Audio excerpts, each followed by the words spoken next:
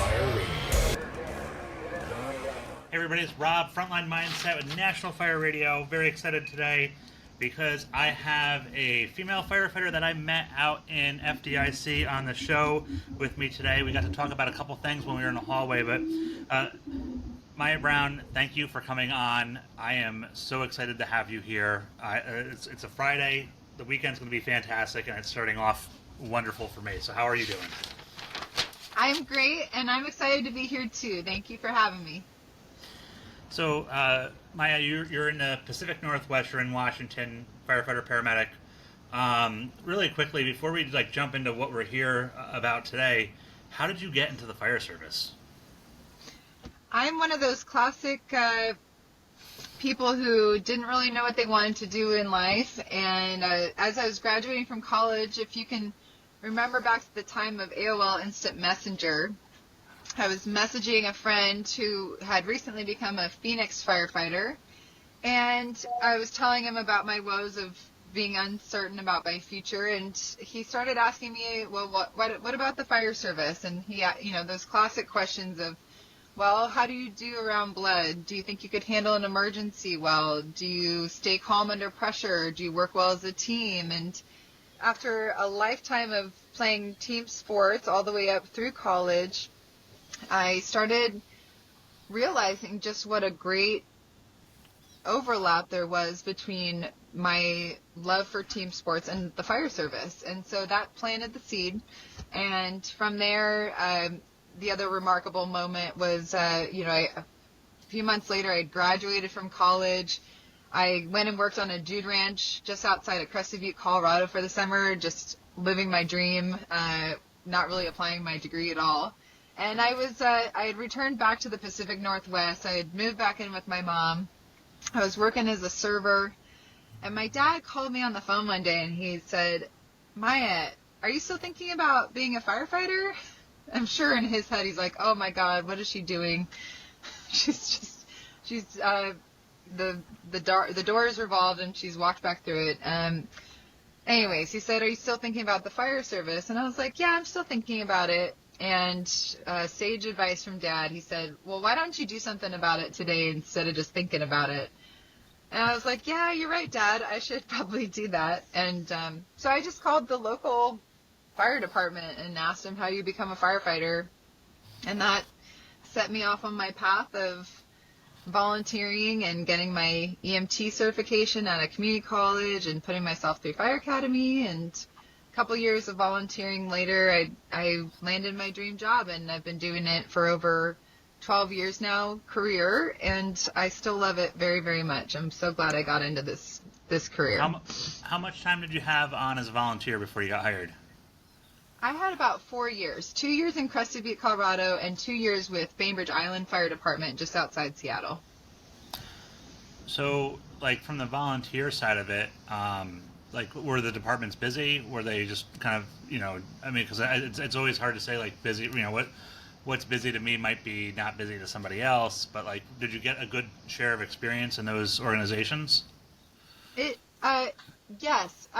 Both were not particularly busy. I'd say in Crested Butte, Colorado, that's a small mountain town, 10,000 feet elevation. We predominantly responded to gas leaks at people's vacation homes, but also in the winter we had, daily head, back, and leg injuries on the mountain from people skiing. So you could say I was busy in some ways and got experience in certain areas of firefighting. I will also say that gas leaks were fairly common.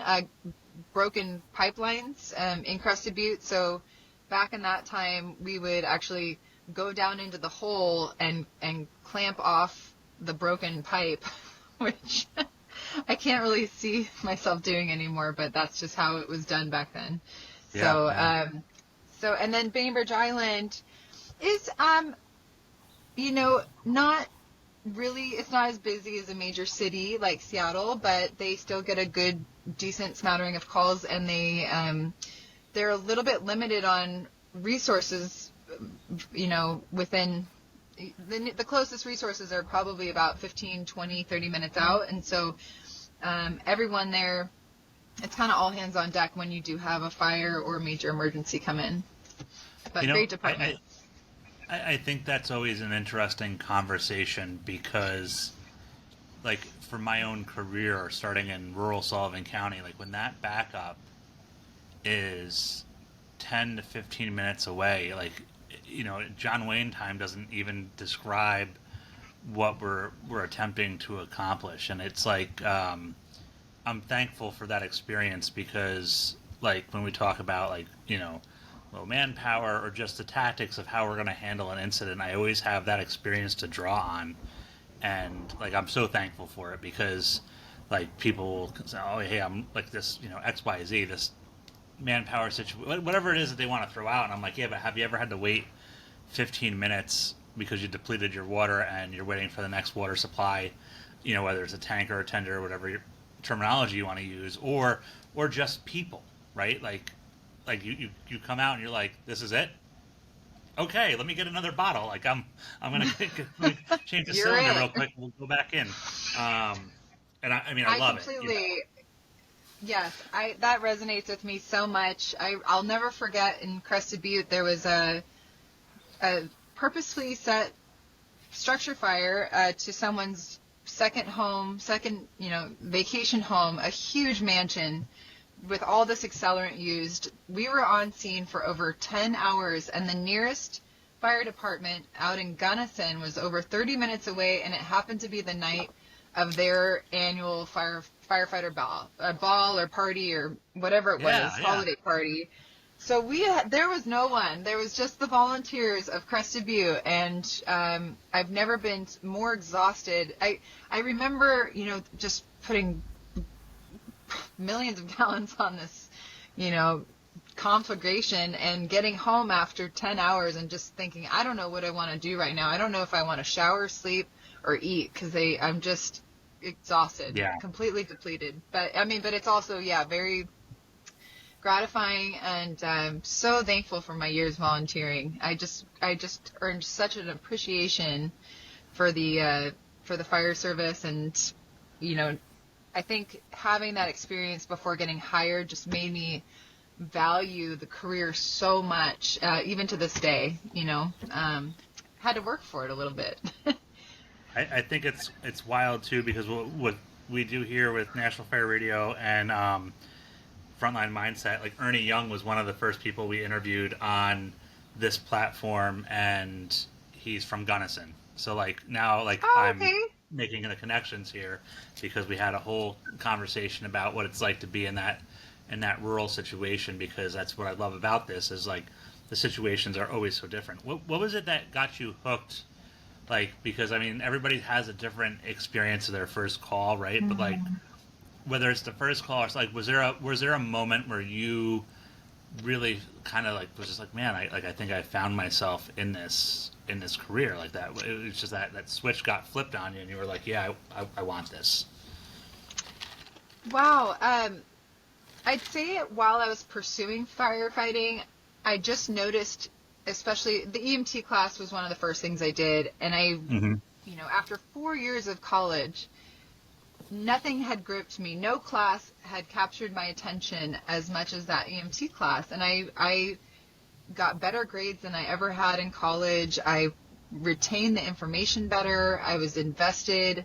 I was interested. And I think that's when it hit me. Like, I think that this might not just be interesting to me. I think this might be a calling. And then I think a lot of us can appreciate that first time you go on a structure fire or a cardiac arrest, and you see how that training from academy, as intense as it was at times and as high as the expectations were, you see how well it plays into that moment of critical care or quick acting crews on a structure fire, and you see how efficient you can work as a team. And I think for me, I'm thinking about my first structure fire was only like a week and a half in. In fact, because I had all my training already done, when I initially got hired as a career firefighter, I had 2 weeks of days, and then they just put me on the line, and I started my rookie book.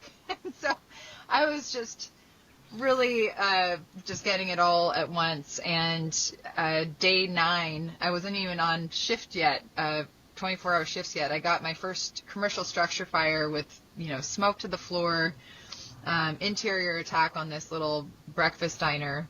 And I remember being like, okay, this is it. Like, this is what all the training, all the time preparing has been for, is this moment. And it was incredible. And then also the first time I delivered a baby, which was also on probation. Oh my God. I think I was flying high from that for 2 to 3 weeks. Just, what an incredible opportunity. I was like, I can't believe, but we get to do this, that I delivered a baby. Oh my gosh. That was incredible too. So that's how it sunk for me. I think back to like childbirth in particular, just because like I'm probably the last person that should be in a OBGYN emergency, but like the one that I definitely experienced was abdominal pain, and like it just, I was like, oh, there's crowning, this is happening, and like I couldn't stumble the OB kit out fast enough, and like it was just, I was like, okay, we're gonna do this, okay, it's actually we're already doing it, it's happening. But yeah, no, it's amazing.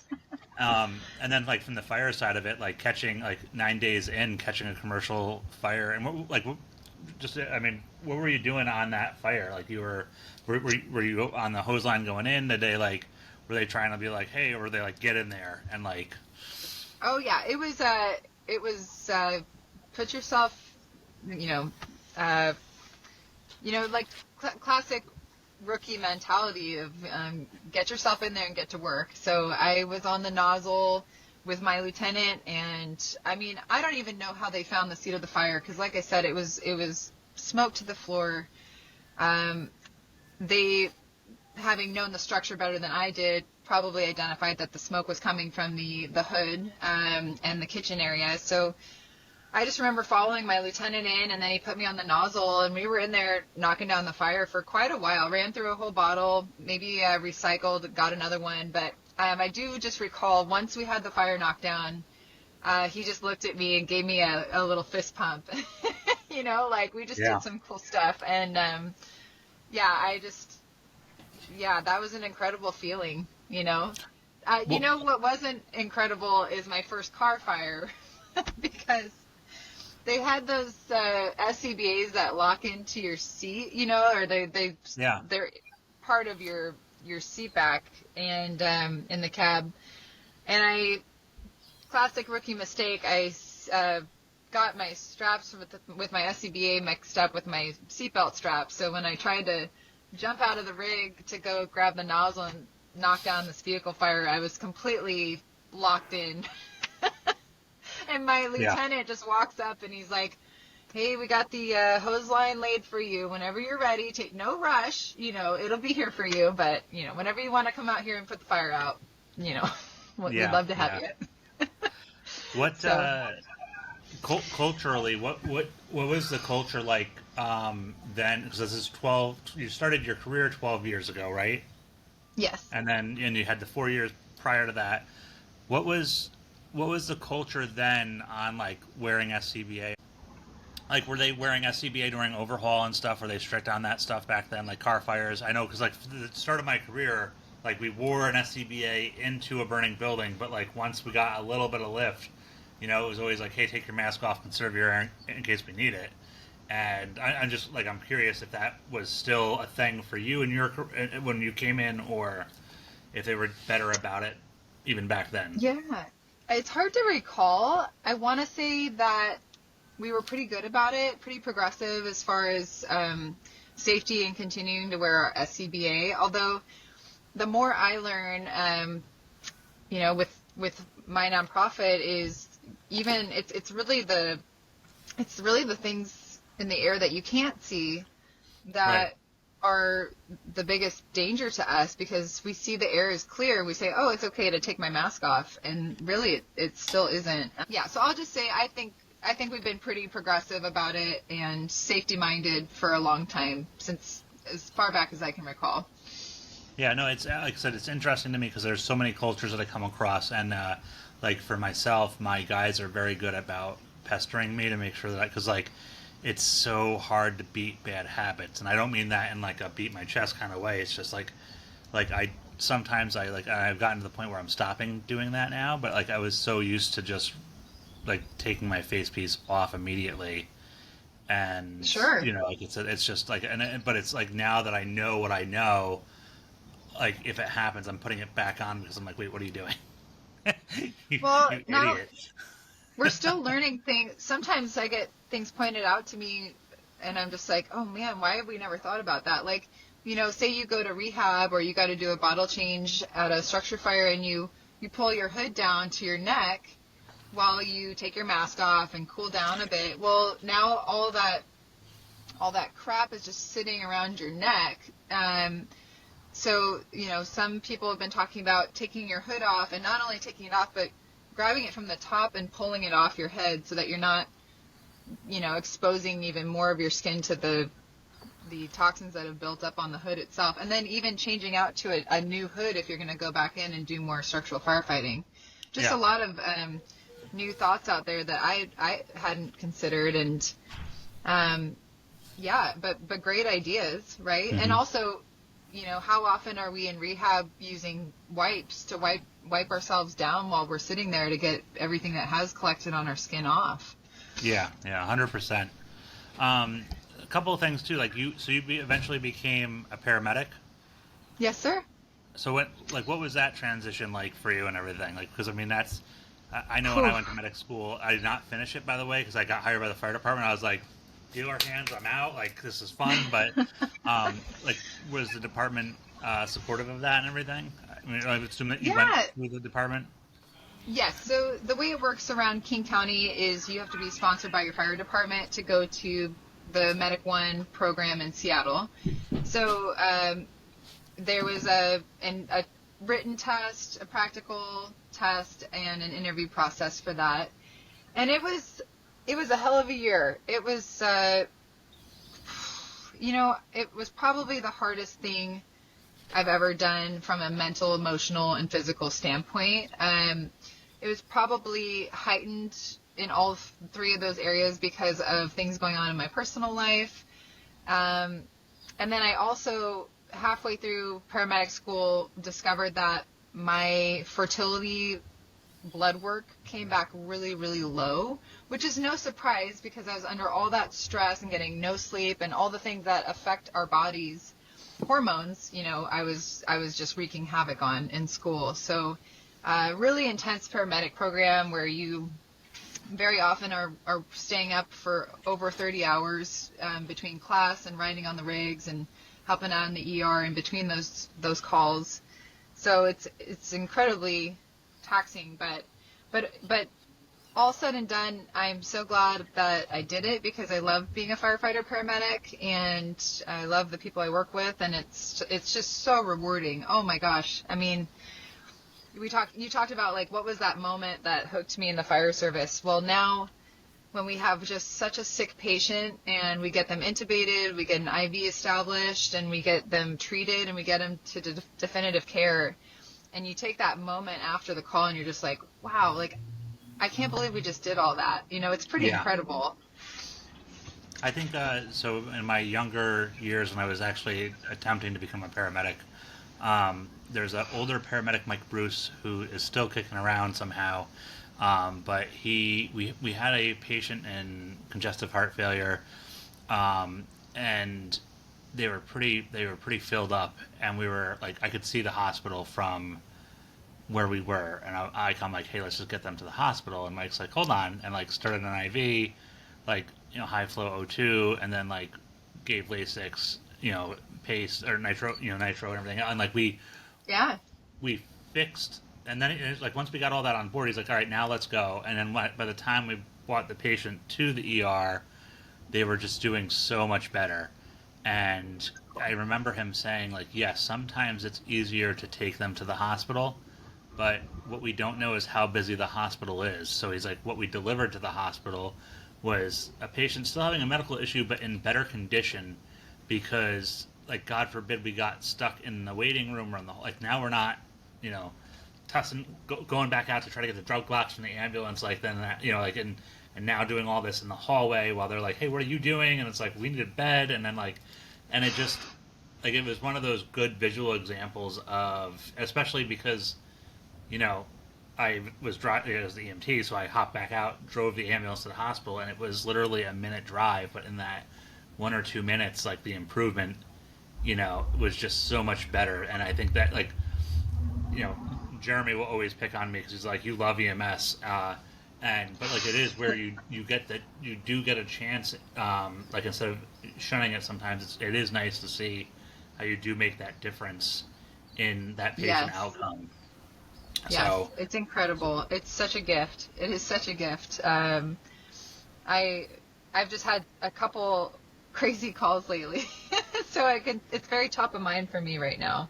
But yeah, I'm so honored to be able to be the one to help, and so grateful that, like, my body and the way my mind works, you know, like the rest of us firefighters, it was designed for this, right? Like, not everybody's brain works well in that type of situation. And I don't know about you, but, like, as I was pursuing firefighting, I was like, I still don't know how I'd really do in a, you know, critical situation, because I haven't been in one yet, but I hope I don't mind blood, you know. yeah, um, yeah, so when you start seeing that you actually can function well in those moments, it's just like, wow, this is incredible. yeah. Yeah. I always looked at it too from the standpoint of, like, you're invited into a very sacred space in that moment, and I'm always honored to be there, no matter what the outcome is. Like, I'm present, and, you know, it's just it's a good thing. So you hit on something before that. If you were in medic school and you found out that there was some issues with, like, you're going to start a family and whatnot, and there were just issues that came up, and it's kind of what's driving us together today to have this conversation a little bit. So, like, you started. This was another. I'm probably botching this really horribly, but, like, it raised a flag for you of an issue. And this kind of lit a spark on something a little bit bigger into the fire service. And Yes, that's right or exactly what wrong? happened. Okay. Yes. Yep. No, you're spot on. You're spot on that.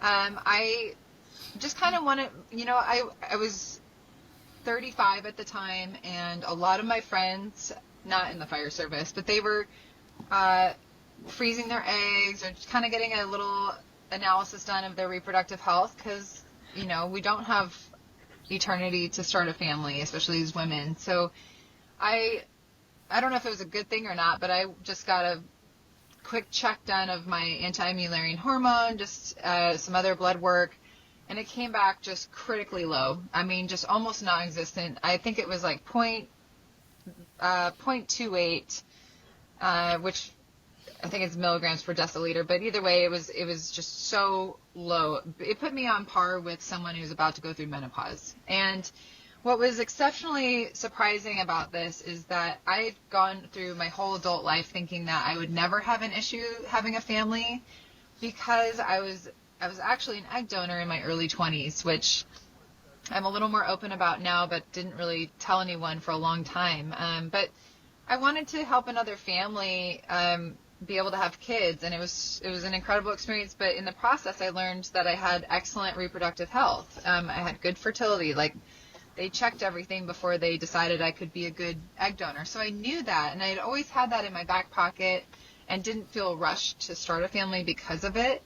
So for me to be in school and realize that that wasn't the case at all was devastating. I mean, I basically learned that I might not ever be able to have a family, unless, of course, we went down the adoption route or something. So initially, I was just so shocked. But as the news settled, I started to wonder, you know, does my job affect my reproductive health? And the more I dug into it, you know, there were a few studies out, but they were predominantly focused on male firefighters.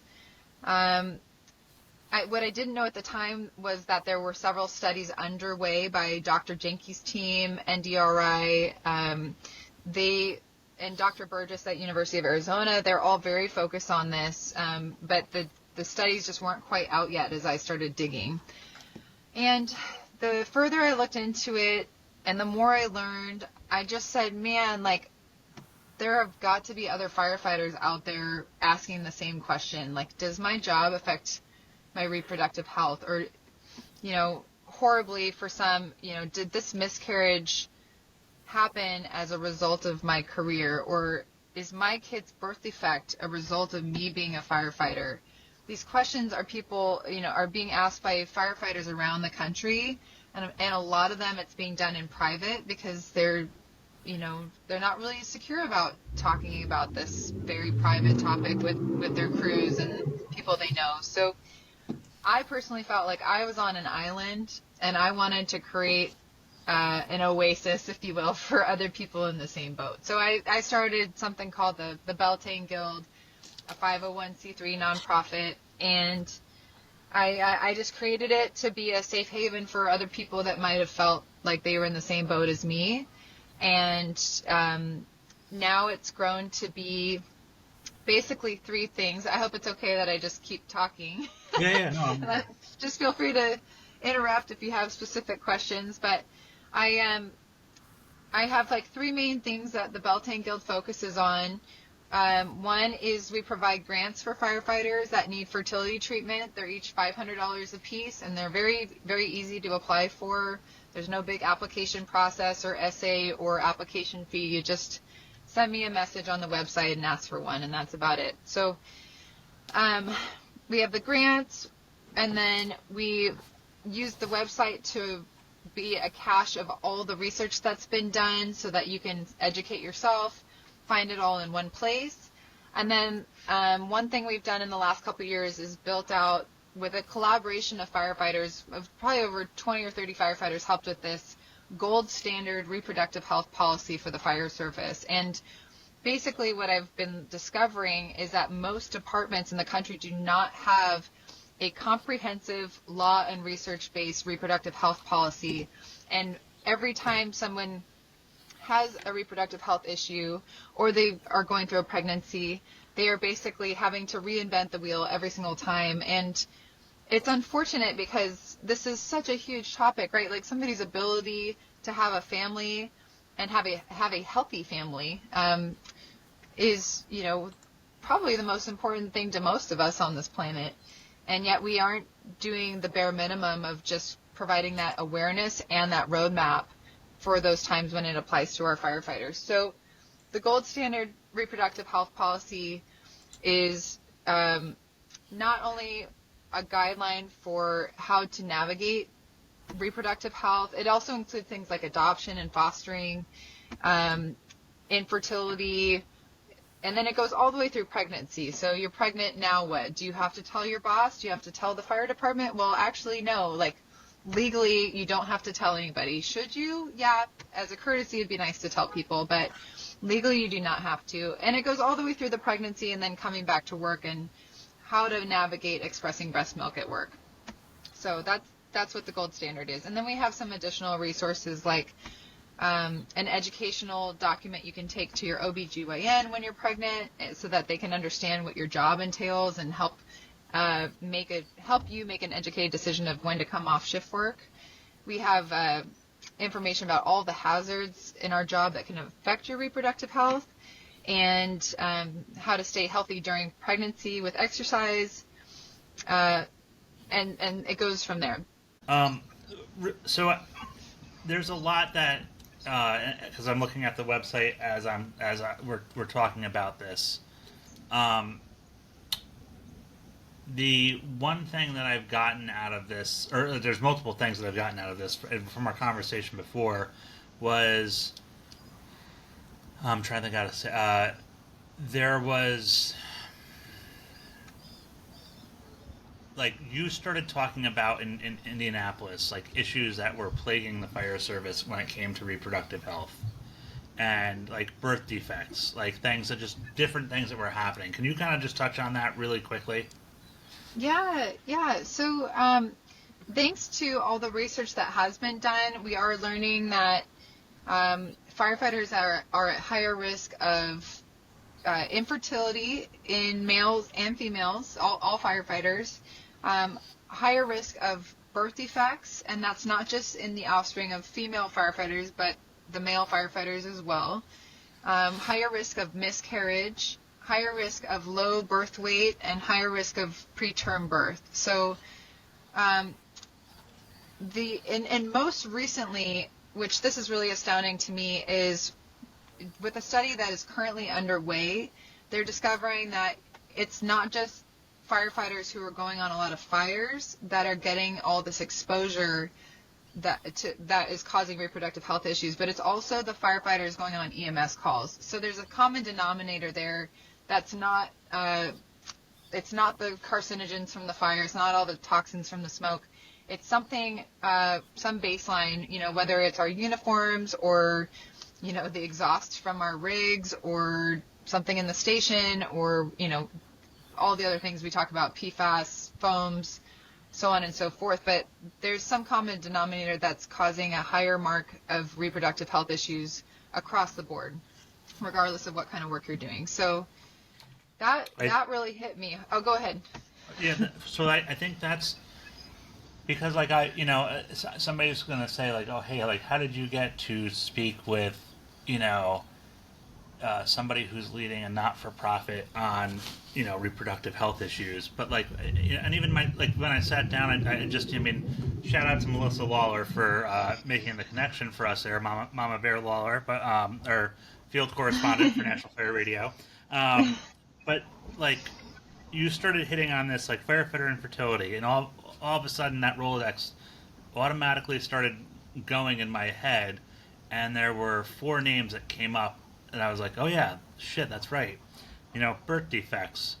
Well, there's another 3 names that came up in my head in the circles that I'm from, and I'm not even talking about my National Fire Radio circle, I just mean my professional in the state of New York circle, right? Miscarriages. Yeah. Okay, now I'm we have to get the interview that we did linked up to this podcast, which we will, so people, because you'll see the concern on my face as Maia's going through this, and it's starting to click into my brain, and then the low birth weight, and I'm like, okay, yeah, this is, and then our preterm birth, and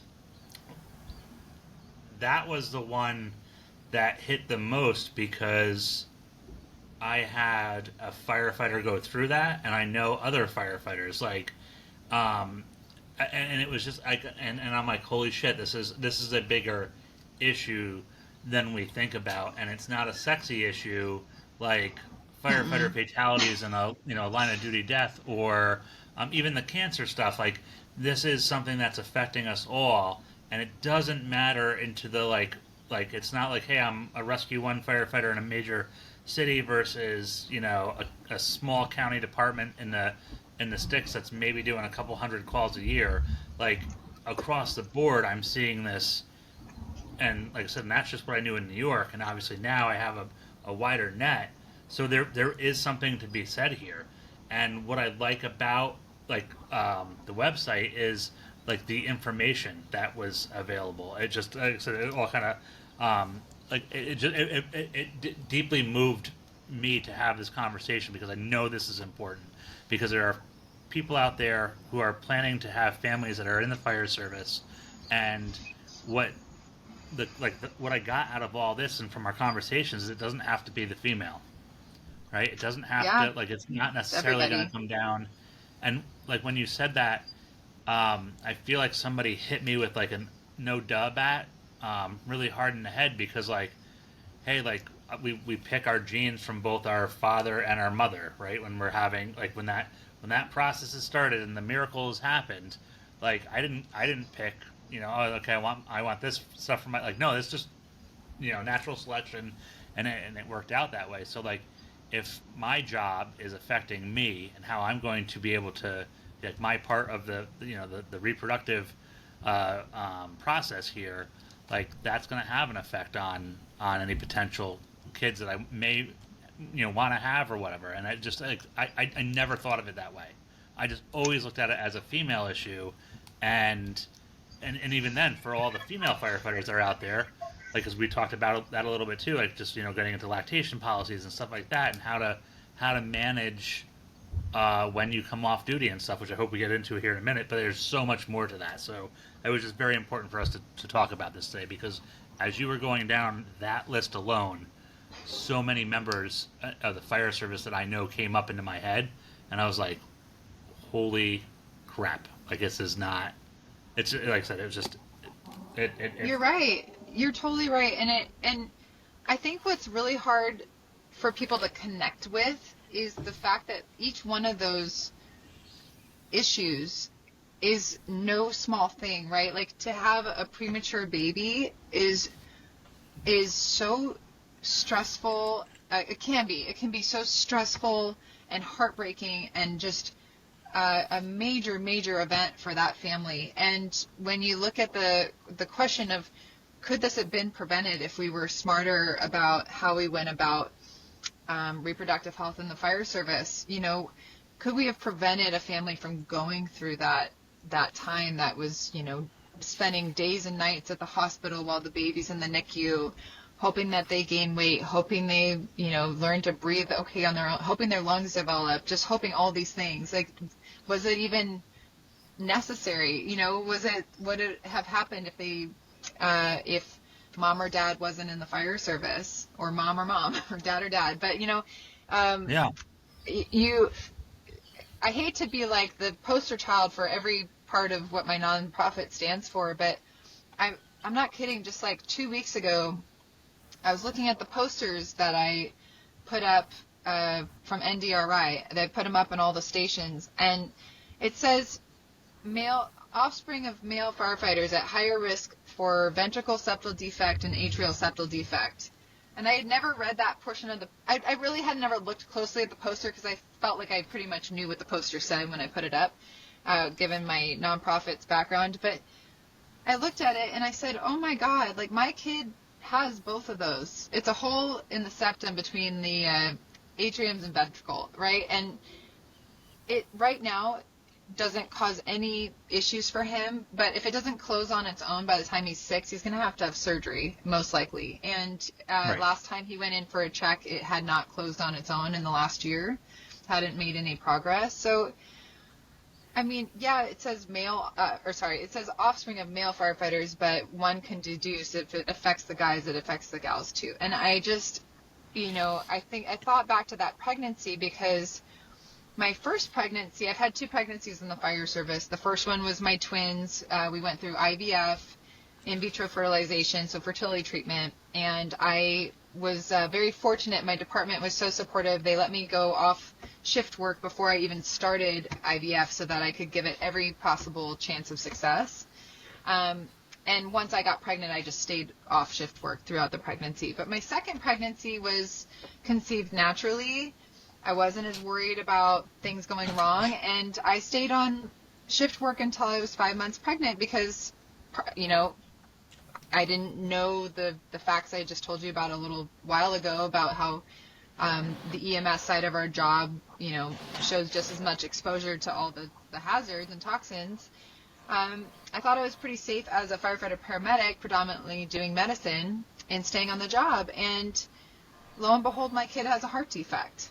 2 of them, in fact. And I just said, wow, like, did my staying on shift work have anything to do with that? And if it did, was it worth it? And I think not to go down one more tangent, but I think the important thing to realize, because I know a lot of people in the audience might be listening and they're saying, well, like, I know a lot of people think firefighters should just go off shift work immediately for everyone's sake. And, maybe they should, maybe they shouldn't. It's really up to each individual to make that choice with their OB in an educated conversation. And we have to give them the respect to do so.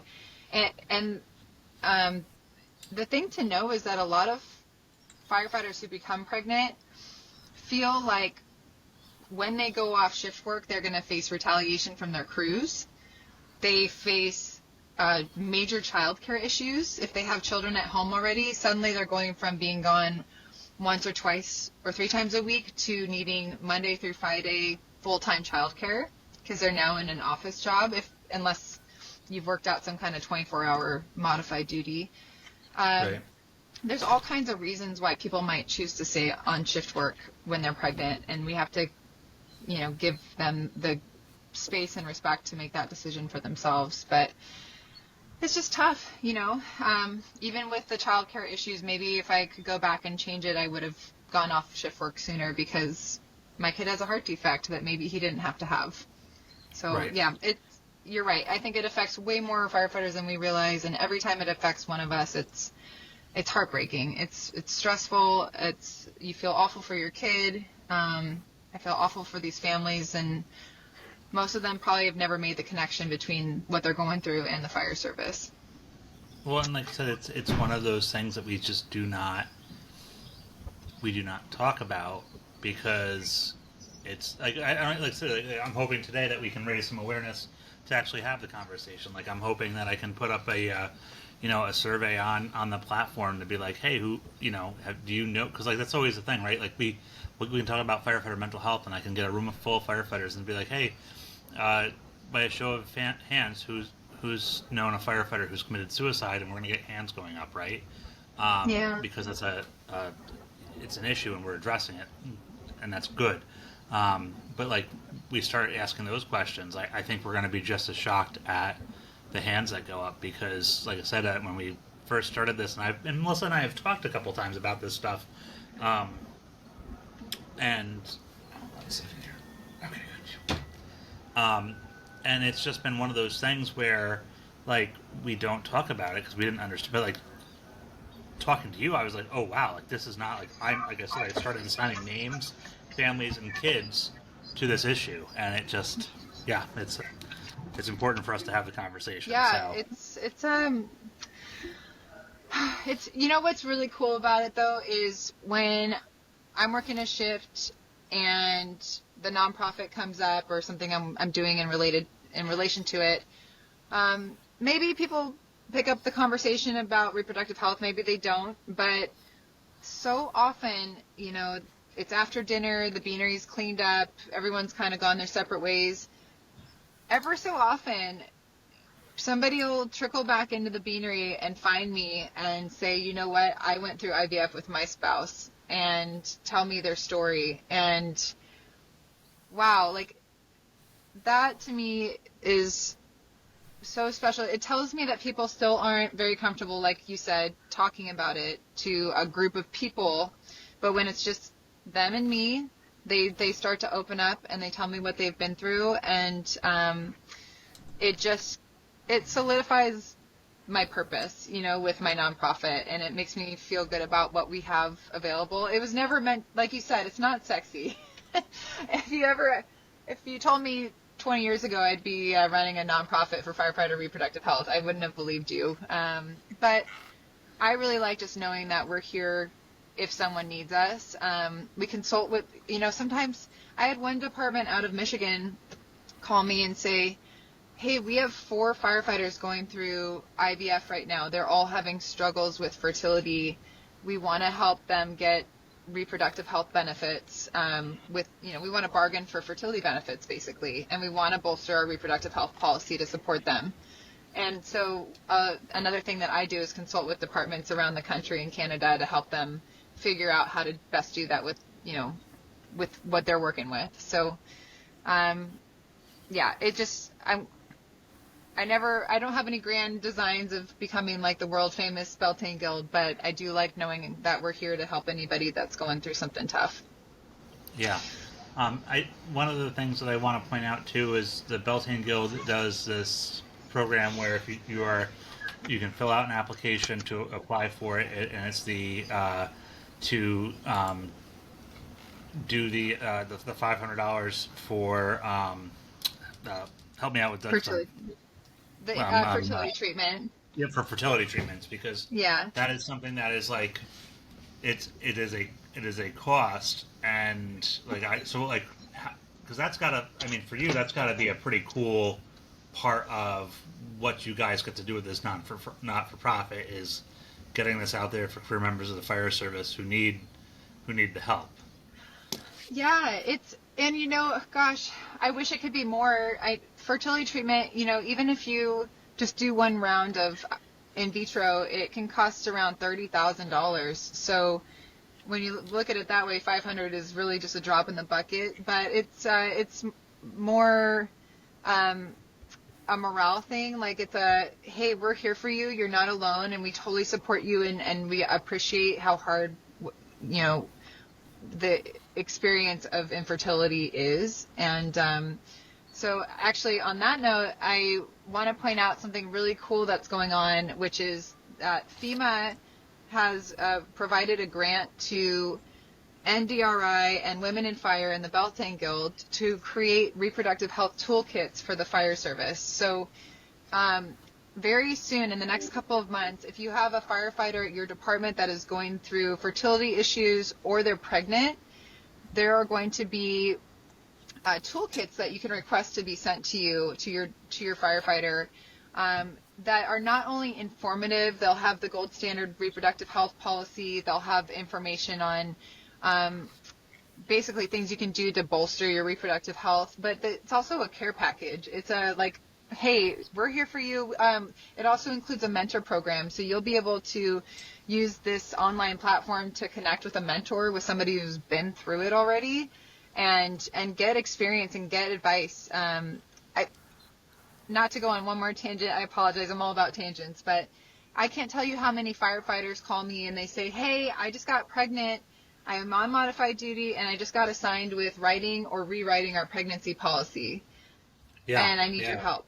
And this is a good one to get it on too, because this is something that like you and I discussed, how it was like, hey, we need to figure this out, and it's like, no, we have time, and like, we didn't have time, we had to figure it out. Like, yeah, and if your firefighter is pregnant or going through fertility issues or adopting or anything in that realm, it's really too late.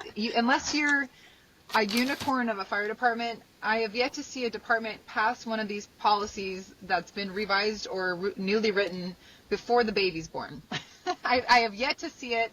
I would love for somebody to reach out to me and tell me it's been done, but that's too late. That is too late to be supporting your firefighter. The information needs to be out before they get pregnant, before they start trying to have a family. And as we all know, firefighters are always trying to, always adding to their families. And so we really all just need to get on the horse and get this done and get it approved, because, we don't, very, very rarely do people, very rarely is it a surprise that you're going to be starting a family. Now, my third kid was a surprise, but that's besides the point. Most of the time we say, like, hey, I think we're ready to start a family. What's that going to look like?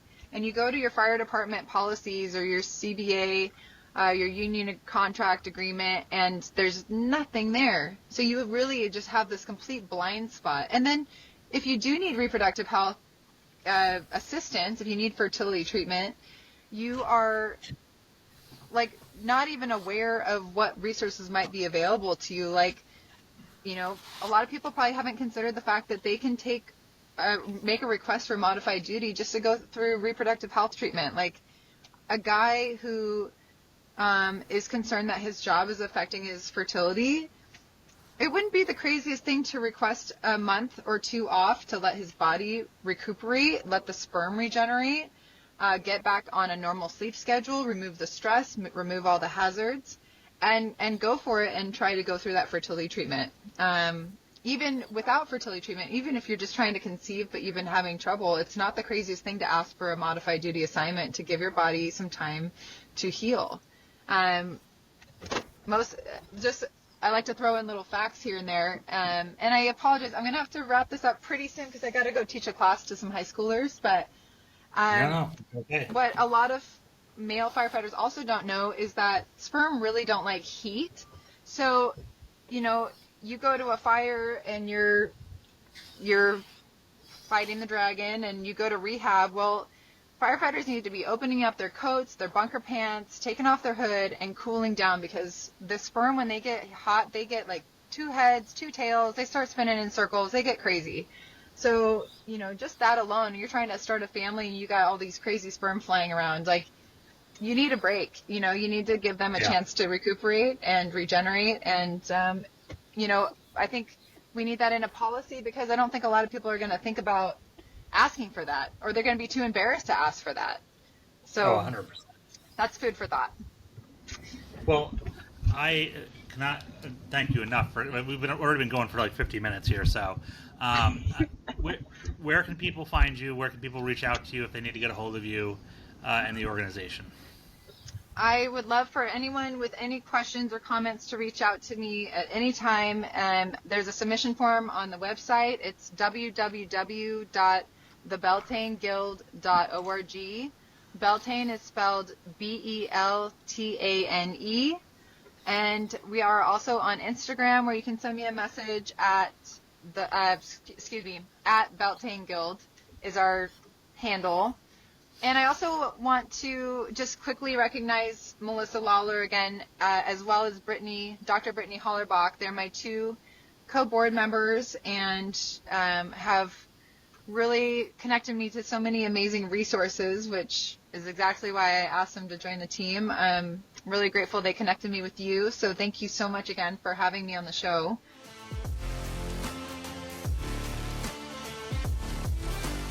National Fire Radio.